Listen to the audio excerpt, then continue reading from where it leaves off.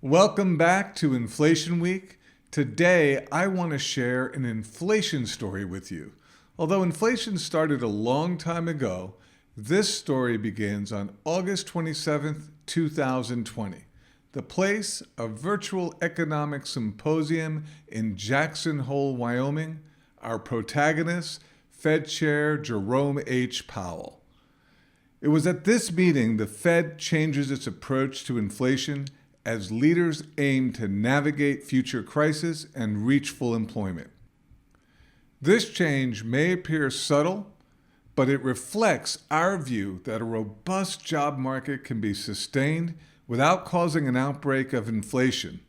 Basically, inflation was not a problem in Powell's view. He was going to focus on employment, continue to print money, and keep interest rates at zero. His view on inflation? Do nothing. Powell, we need more stimulus, and inflation is not a worry. Yes, the latest relief plan could temporarily raise the relatively benign inflation we see today, but it will be transitory. So let's see how Powell's transitory inflation story continues month after month. In March, higher inflation temporary, no rate hikes in sight. April, Federal Reserve calls inflation transitory as it keeps interest rates near zero. May, Fed officials play down risks that higher inflation will persist. June, Fed's Powell says high inflation temporary will wane. July, Federal Reserve keeps rates near zero, still sees inflation as transitory. You guessed it. August, why Fed's Powell still thinks high inflation is temporary. September, another month of transitory inflation. October, finally getting a little hint, Fed Chair Powell calls inflation frustrating and sees it running into next year.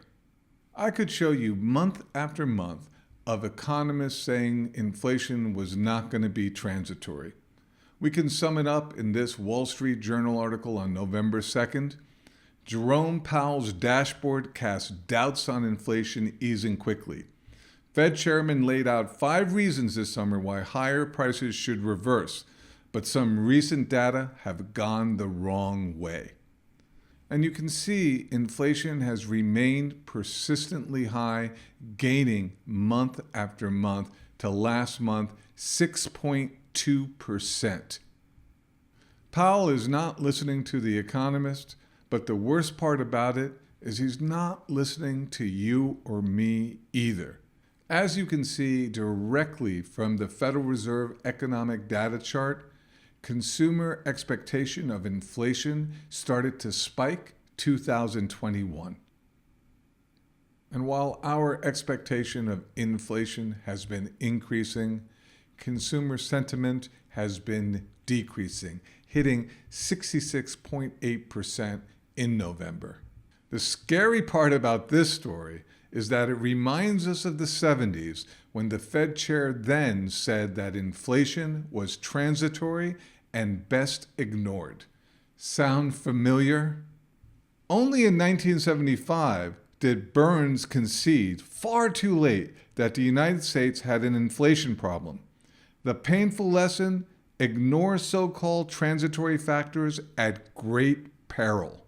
But the biggest peril may be another policy blunder. The Fed poured fuel on the great inflation by allowing real interest rates to plunge into negative territory in the 1970s. Today, the federal fund rate is currently more than 2.5 percentage points below the inflation rate. Now, add open-ended quantitative easing, some $120 billion per month injected into frothy financial markets, and the largest fiscal stimulus in post-World War II history. At the time of this article, it was 2.5 percentage points below the inflation rate. Now real interest is creeping over 5 percentage points below the inflation rate. Things are going in the wrong direction. Our consumer sentiment and our consumer expectations of inflation are showing the real story here, even though Powell ignores it and thinks that it will still just magically go away. This is an important topic, and that's why it's Inflation Week. Make sure to subscribe so you can stay informed.